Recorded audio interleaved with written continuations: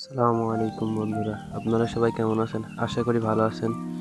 Coil পাখির খাবার দিতে চলে আসলাম। খাবার দিতে এসে দেখি একটা কয়েল পাখি 4টা ডিম কোলের কাছে নিয়ে বসে আছে। এই যে কয়েল পাখিতে ডিম দিয়েছে। আমার এইখানে 7টা কয়েল পাখি আছে, তার মধ্যে 5টা ডিম দিতেছে, তার মধ্যে 6টা মুরগি আছে আর একটা মোরগ আছে। এইখানে আমি প্রাকৃতিক উপায়ে বাঁশ কেটে খড়টা দিচ্ছি। এখন এই খড়টার পানি চেঞ্জ করে দেবো। পানিতে অনেক নোংরা করছে, ওরা অনেক নোংরা করে। আমি পানিটা পরিষ্কার করে নিলাম, তারপরে এইখানে কিছু পানি দিয়ে এটা পরিষ্কার করে নেব।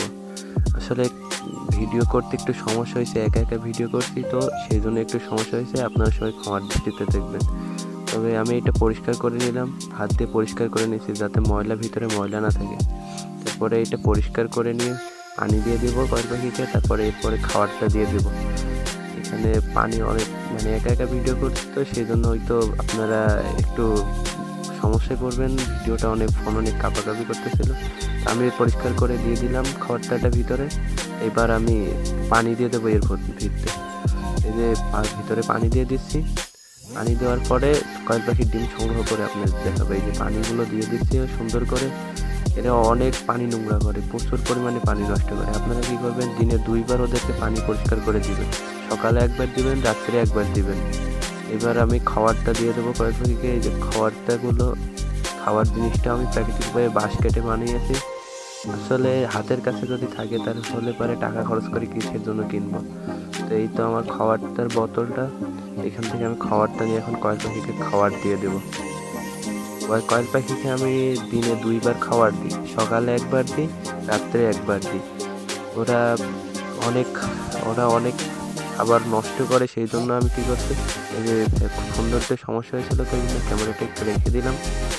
এবার আমি খাবারটা দিয়ে দেবো। আসলে ভিডিও করার লোক নেই তো সেজন্য ভিডিও করছি, অনেক কষ্ট হয়ে গেছে। এই যে সোনালি স্টার্টারের 0 ফিট যেটা আছে নারিশ কোম্পানির, আপনাদের আমি সাজেস্ট করবো আপনারা ওই সোনালি কোম্পানির নারিশ ফিটটাই পাবেন। অনেক সুন্দর এই ফিটটা কয়েক পাখিতে অনেক ভালো খায়। আমি এখন কয়েক পাখিকে ফিট দিয়ে দেবো। আমি চেষ্টা করি যে পরিমাপ মতো ওদেরকে ফিট দিতে। সকালে 3 মুঠ দিই, রাত্রে 3 মুঠ দিই। 7টা পাখি আছে, আমি সকালে 3 মুঠ দিই এবং রাত্রে 3 মুঠ দিই। এখানে আমি সুন্দর করে খাবারটা দিয়ে দিচ্ছি। আর ওই যে দেখতেছেন 4টা ডিম পেড়ে রাখছে, সম্ভবত আরেকটা ডিম রাখতে পারবে। একটা পাখি অনেক দেরিতে ডিম পারে, ওইটা একটু দেরিতে ডিম পারবে। আমি খাবারটা দিয়ে দিচ্ছি, এখন এগুলো পরিষ্কার করে দেবো। খাবারটা দেওয়ার সাথে সাথে কয়েল পাখিগুলো একদম খাবার জন্য পাগল হয়ে যায়। আজকে দেখছি যে কয়েল পাখির খাবারটা অনেক ছিল। এই যে দেখেন, ওই যে ডিম নিয়ে আসে, এই যে খাবার খাইতেছে সব। ভিডিও করতে একটু সমস্যা হয়েছে, আপনারা একটু ক্ষমার দৃষ্টিতে দেখবেন। কয়েল পাখিগুলো সব ডিম পেড়ে রাখছে কোনায়। আর ওই সাইডে আমার কিছু পোলট্রি আছে, 4টা পোলট্রি আছে। এই যে ডিমগুলো 4টা ডিম পারছে। মাশাআল্লাহ, আমার কয়েল পাখিতে অনেক সুন্দর মোটা মোটা ডিম পারে।